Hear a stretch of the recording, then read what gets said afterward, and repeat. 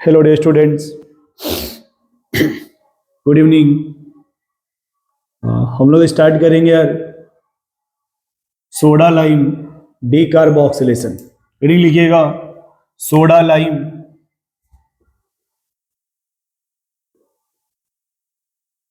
Soda lime de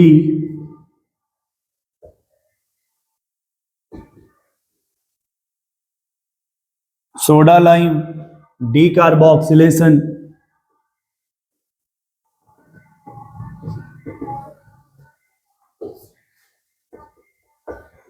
soda lime decarboxylation reactions.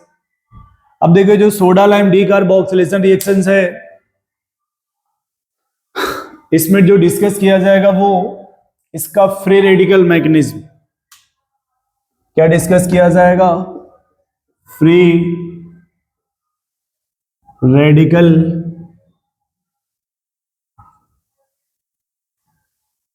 ठीक है, वो इसलिए मैंने फ्री रेडिकल लिख दिया ताकि हमें जहां भी रिक्वायरमेंट आएगा उसका टेंशन नहीं रहेगा। ठीक है, जहां भी हमें रिक्वायरमेंट आएगा उसका टेंशन नहीं होगा, है ना। इसलिए मैंने वो पहले ही लिख दिया।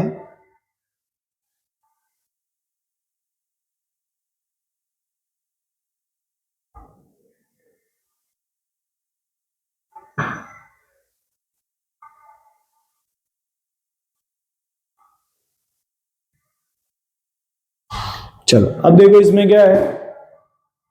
इसमें ये लिखा जाएगा, लिखो पहले इसमें, देखिए, sodium salt of carboxylic acid,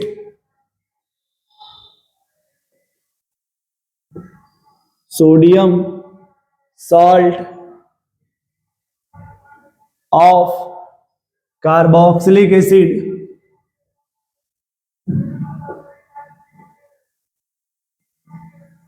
sodium salt of carboxylic acid gets decarboxylated, carboxylic acid gets decarboxylated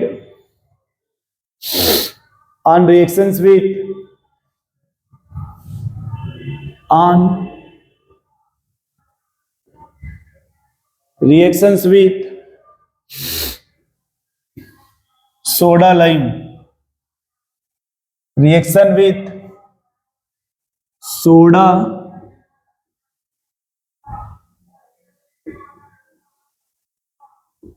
and lime।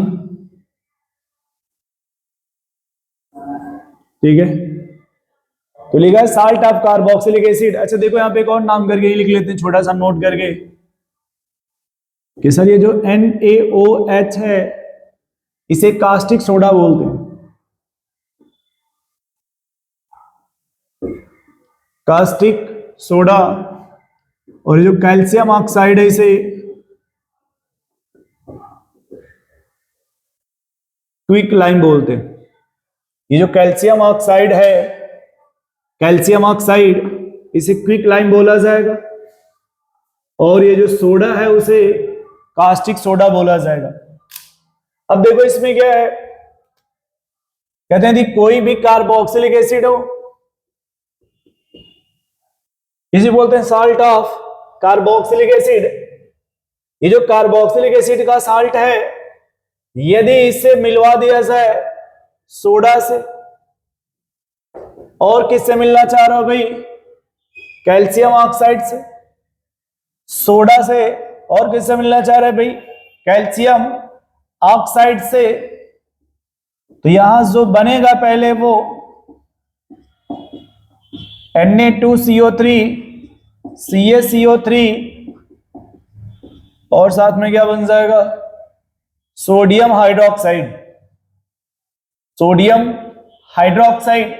तो इस मेथड से देखो जो बन रहा है यहां पे वो अल्केन बनेगा। कौन बनेगा भाई? अल्केन अब जैसे यहां पे अगर एग्जांपल लिखा जाए फर्स्ट CH3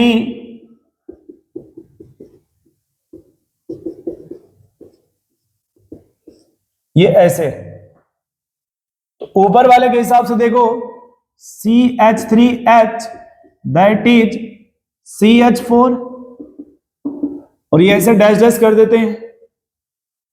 अब ये जो मेथेन बन रहा है उसमें और रिएक्टेंट को देखो, इसमें एक कार्बन कम हुआ है क्या? जब किसी भी कंपाउंड में एक कार्बन कम होता है उसी को क्या कहते हैं? मेथेन। उसे क्या कहते हैं? सॉरी, एक कार्बन यहां कम हो गया ना, उसी को बोलेंगे डी कार्बोक्सिलेशन। उसी को क्या बोला जाएगा भाई? D carboxylation. क्या बोला जाएगा उसे? D carboxylation. पहले इसके मैकेनिज्म को देख लेते हैं कि किस रिएक्शंस का मैकेनिज्म क्या होता है, उसके बाद डिस्कस करना वेरी वेरी इजी हो जाएगा। अगर यहां देखा जाती है जो बना हुआ ये CH3 C double bond O Na, अब ये जो सोडियम है ये देखो, ये प्लस और ऑक्सीजन पे क्या आएगा? माइनस। अब ऑक्सीजन पे कौन सा चार्ज है? माइनस। ये बोलेगा देखो यार यहां पे दिल है कि मानता नहीं, दिल है कि मानता नहीं। मींस ये कहने का मतलब है कि यहां पे ये जो ऑक्सीजन पे निगेटिव है ना, ये अपने आप को रेजोनेंस करा देगा और रेजोनेंस करा करके ये बॉन्ड कार्बन की तरफ क्लीवेज करा देगा, जिससे ये CH3 निगेटिव और सोडियम बन जाएगा और साथ में यहां से CO2 रिलीज हो जाएगा। ये क्या हो जाएगा? CO2 रिलीज होगा। अब ये देखो यहां पे थोड़ा फिर से समझना है एक सेकेंड के लिए।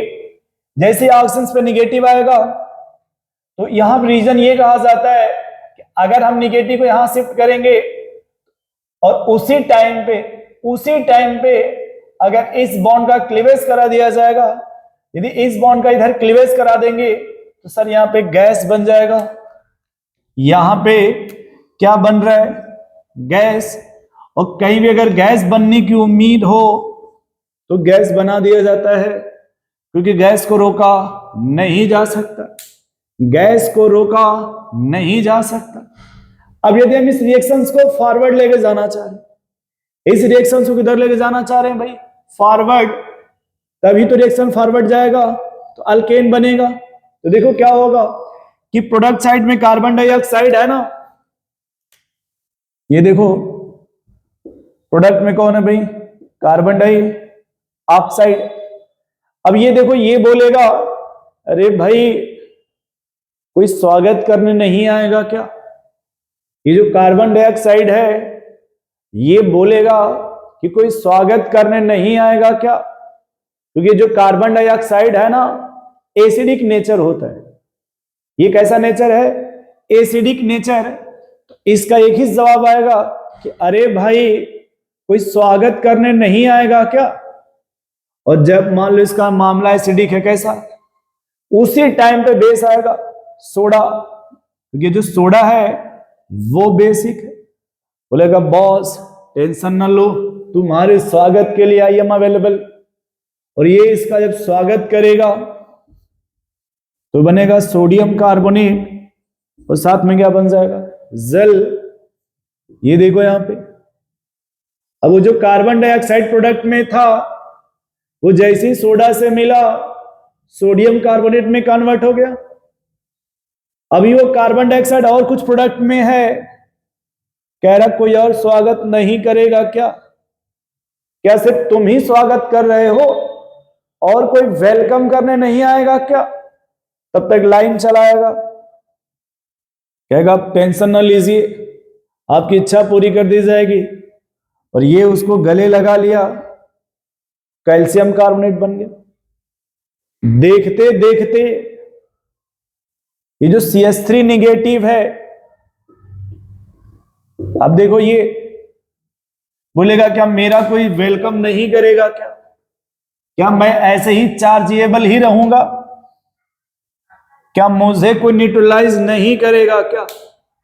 वो जानते हो, जब कहीं मामला थोड़ा ज्यादा चार्जेबल होता है, यानी ज्यादा चार्ज का मामला होता है, वहां जल भेजा जाता है।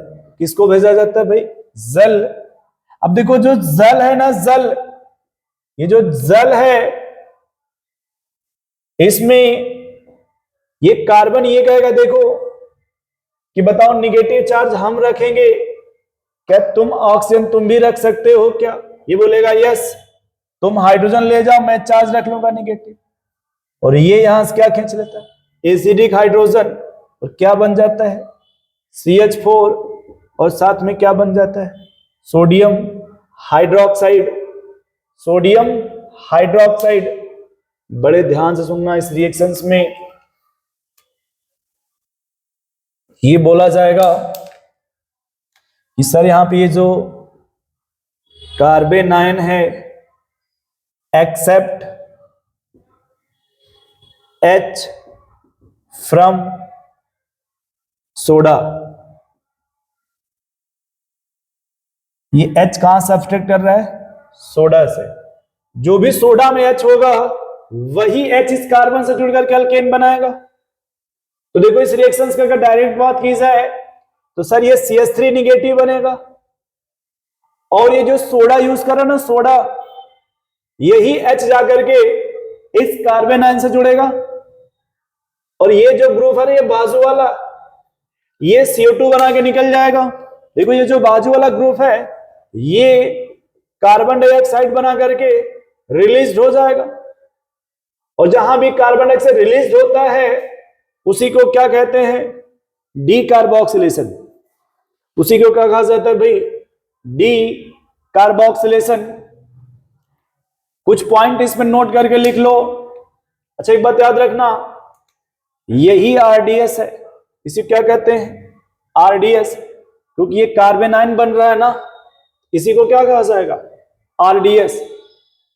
तो पहला पॉइंट लिखो, इसमें कुछ इंपॉर्टेंट पॉइंट लिख लो आप कि कार्बन आयन,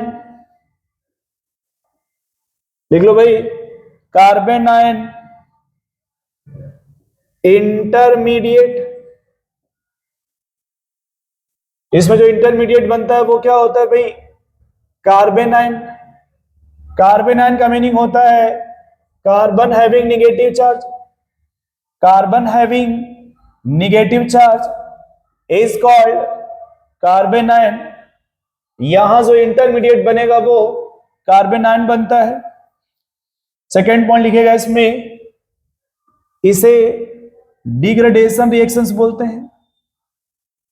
डिग्रेडेशन, डिग्रेडेशन का मतलब होता है कि वन कार्बन लेस होना, यानी कह सकते हो सर यहां पे कार्बन लेस होना। जो प्रोडक्ट में मान लो अगर यहां पे 2 कार्बन थे, रिएक्टेंट में, सॉरी, रिएक्टेंट में 2 कार्बन थे, जो प्रोडक्ट बन रहा उसमें 1 कार्बन हो गया, तो नंबर ऑफ कार्बन डिक्रीज हुआ ना, इसलिए उसे क्या कहते हैं? Degradation reactions. उसे क्या बोला जाता है? Degradation reactions. अगला देखो यहां पे, जो रेट ऑफ डिग्रेडेशन है, जो रेट ऑफ डिग्रेडेशन होता है वो होगा स्टेबिलिटी ऑफ कार्बन आयन। वो किस पे डिपेंड करेगा? Stability of carbon ion. जो कार्बन आयन जितना ज्यादा स्टेबल होगा उसका रेट उतना ही ज्यादा होगा। जो भी कार्बन आयन जितना ज्यादा स्टेबल होगा उसका रेट उतना ही ज्यादा होगा। नेक्स्ट लिखेगा इसमें कि formation of carbon ion is RDS। ये जो कार्बन आयन बन रहा है यही RDS कहलाएगा। यही क्या कहलाएगा? RDS। और ये लैब प्रोसेस होता है। इसे क्या बोला जाता है भाई? लैब प्रोसेस फॉर, लिख लेना, lab process for making hydrocarbon, hydrocarbon बनाने का इसे लैब प्रोसेस बोलते हैं। इसे क्या बोलते हैं भाई? Lab process. तो इतने ही पॉइंट है इसमें। पहला पॉइंट जो इसमें इंटरमीडिएट बनेगा वो कार्बन आयन होगा, इसको डिग्रेडेशन बोलते हैं, इसे डिग्रेडेशन बोलते हैं। डिग्रेडेशन का मीनिंग होता है जो भी रिएक्टेंट होगा उससे जो प्रोडक्ट बनेगा, देखो यहां पे, उसमें कार्बन की संख्या कम होगी, इसलिए इसको डिग्रेडेशन बोलते हैं। इसका जो रेट डिपेंड करता है, जो रेट ऑफ डिग्रेडेशन होता है वो स्टेबिलिटी ऑफ कार्बन आयन पे डिपेंड करेगा, स्टेबिलिटी ऑफ कार्बन आयन पे। अब देखो जो यहां बनता है ये कार्बन आयन, इसी को आरडीएस कहते हैं, रेट डिटरमाइन स्टेप। और ये लैब प्रोसेस है for making hydrocarbon, for making hydrocarbon. Note कर लो उधर।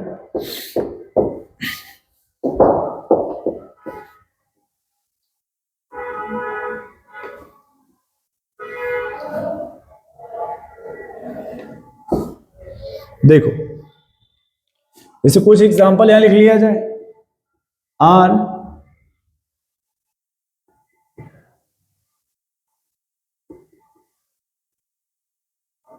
तो देखो यहां भी ये जो आर है ना, ये आर नेगेटिव बनेगा, और ये जो एच वही जाकर उसमें जुड़ेगा, जिससे जो अल्केन बनेगा वो ये होगा। और साथ में तुम चाहो तो लिख लो सोडियम कार्बोनेट, सोडियम कार्बोनेट। और एक और तरीका इसको लिखने का है, ये देखो कुछ लोग कह रहे हैं आओ गले मिल लिया जाए। क्या कर लो भाई? गले मिल लिया जाए। तो बताओ अगर ये गले मिल जाएंगे ये और ये, तो क्या बन जाएगा? Na2CO3, और ये उससे जुड़ जाएगा तो क्या बन जाएगा? ये RH। क्या बनेगा भाई? RH। अब जैसे एग्जांपल लिखो,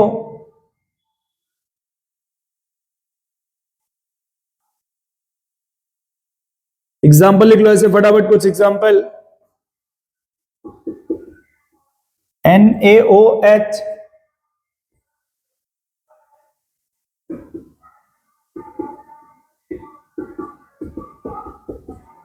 ये ऑडी हो जाएगा। क्या हो जाएगा? ये डी ड्यूटेरियम लिखा गया है। क्या लिखा गया भाई यहां पे? ड्यूटेरियम, NaOD ड्यूटेरियम है। अगला एग्जांपल लिखो,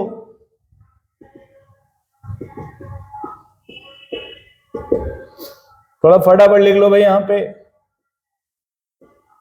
NaOH,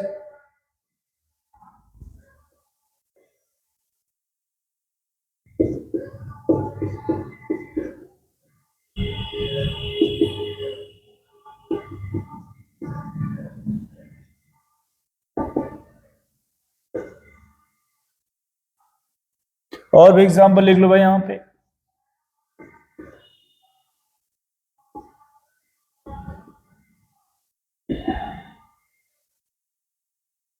अब देखो यहां पे क्या है, एक ही काम करना है ये। सर इन्हें ऐसे जोड़ दीजिए, इन्हें ऐसे जोड़ दीजिए, और जैसे ही तुम इन्हें जोड़ने की कोशिश करोगे ये साफ साफ दिखने लगेगा क्या बनने की उम्मीद है। CH4, CH3D, CH3, CH3, ये H लग जाएगा यहां पे,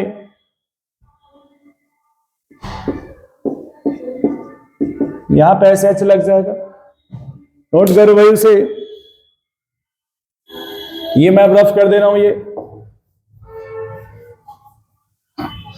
अब हम इसे इधर ताकि और क्वेश्चंस लिख सके यहां पे।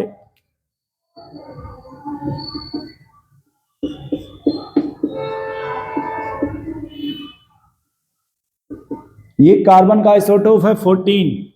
कौन है भाई? 14। This is the isotope of carbon.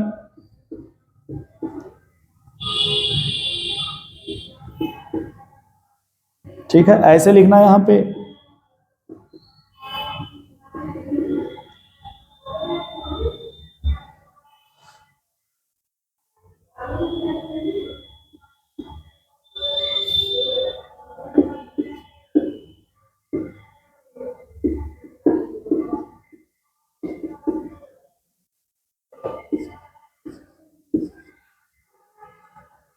ठीक है, पहले इतना डिस्कस कर लेते हैं, फिर डिस्कस करते हैं। देखो, पहले यहां पे ये ग्रुप निकल जाएगा, तो जब ये निकलेगा तो यहां पे निगेटिव आएगा। तो अगर तुम वहीं पे लगाओ H ऐसे, एक ये बन जाएगा। अगर तुम इससे रेजोनेंस करा दो ऐसे इधर, तो दूसरा जो सवाल बन जाएगा वो, अब C14 यहां पे आ जाएगा। दो पॉसिबिलिटी है, क्योंकि जैसे यहां पे निगेटिव आएगा, देखो यहां पे, यहां तो सिर्फ यही निगेटिव आएगा, लेकिन यहां पे रेजोनेंस है ना, और जब ये रेजोनेंस है तो डीलोकलाइज भी होगा ये, तो वो यहां भी आ सकता है। इसलिए दो पॉसिबिलिटी है इसमें, एक ये और एक ये। वैसे देखो यहां पे ये निकल जाएगा यहां से, और ये ऐसे H लगा देंगे यहां पे। वैसे देखो यहां पे भी ये निकल जाएगा, और यहां पे H लगा देंगे। अब देखो इसमें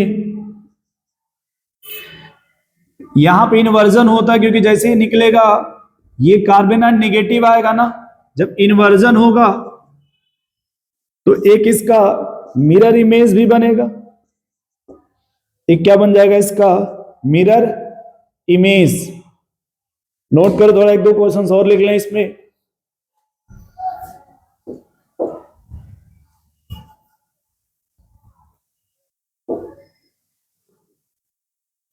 एक दो क्वेश्चंस और लिख लो आप।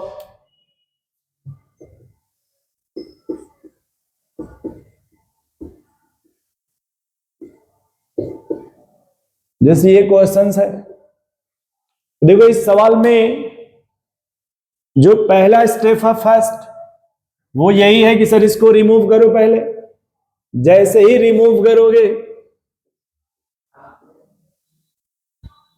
ये निगेटिव, ये हैलोजन है ना, तो यहां पे ये रेजोनेंस होगा और ये यहां से निकल जाएगा, और यहां जो प्रोडक्ट बनेगा वो डबल बॉन्ड, ये Cl लगा रहेगा यहां पे। यहां जो प्रोडक्ट बनेगा उसमें ये डबल बॉन्ड और ये Cl लगा रहेगा। उसका रीजन ये होता है कि जैसे निगेटिव आएगा तो ये बेटर लिविंग ग्रुप है ना, यहां पे बेटर लिविंग ग्रुप है, तो H आएगा नहीं, उससे पहले ही ये डीलोकलाइज्ड हो जाएगा इधर, और ये कुछ और बना लेगा, ये कुछ और बना लेगा। सेम ऐसे एक सवाल और देखो यहां पे, H, ये ब्रोमीन, और यहां पे ये डैश डैश मान लो COONA है, डैश डैश पे मान लो COONA है, वो डैश डैश यहां से है। अब देखो यहां क्या बनेगा, पहले स्टेप में ये रिमूव होगा,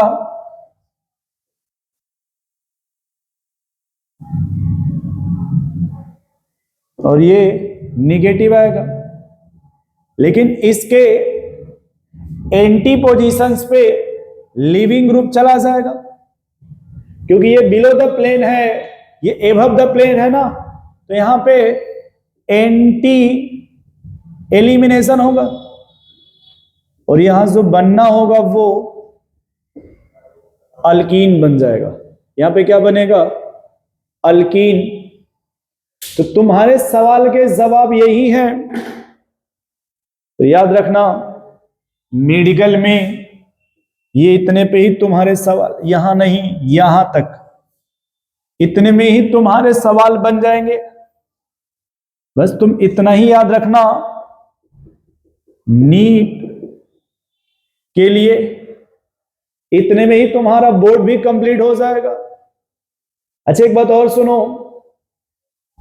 कुछ बच्चे कह रहे हैं सर ये मिलने वाला कहां है, तो 11th और 12th मिला करके देखो ये कहां कहां मिलेगा, ये भी बता दे, वरना कहां ढूंढोगे आप। देखो कहां कहां मिलेगा।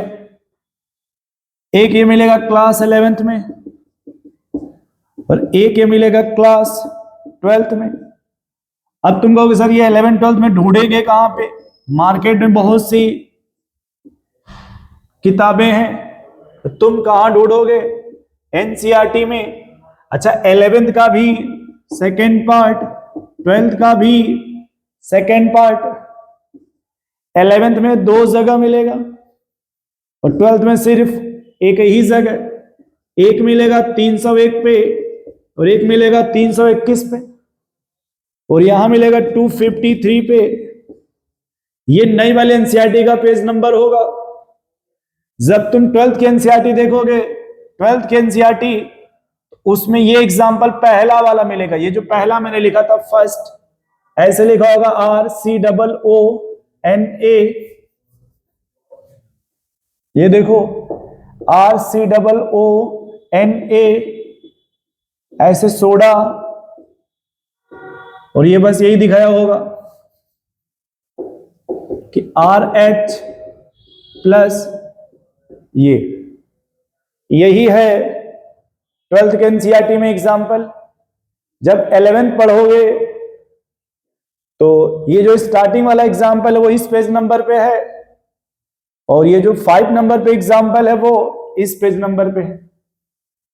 321 में मिलेगा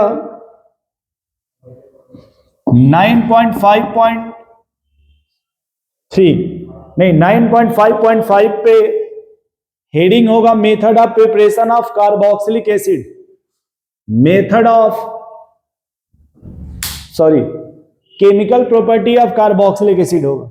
वहां तुम्हें मिलेगा ये नाम, सोडा लाइम डी कार्बोक्सिलेशन। तो तुम एनसीईआरटी अपने सामने रख लेना, पहले 11th में पेज नंबर 301 पे, फिर 321 पे, फिर 12th में 253। ये तीनों पेज नंबर एक साथ रिवाइज कर लेना, तुम्हारे डी कार्बोक्सिलेशन क्लियर हो जाएंगे। नोट कर लो आप इसको। यदि कोई डाउट हो, कोई कंफ्यूजन हो तो बोल सकते हो। तो आज की क्लास में फिर थैंक यू आपको।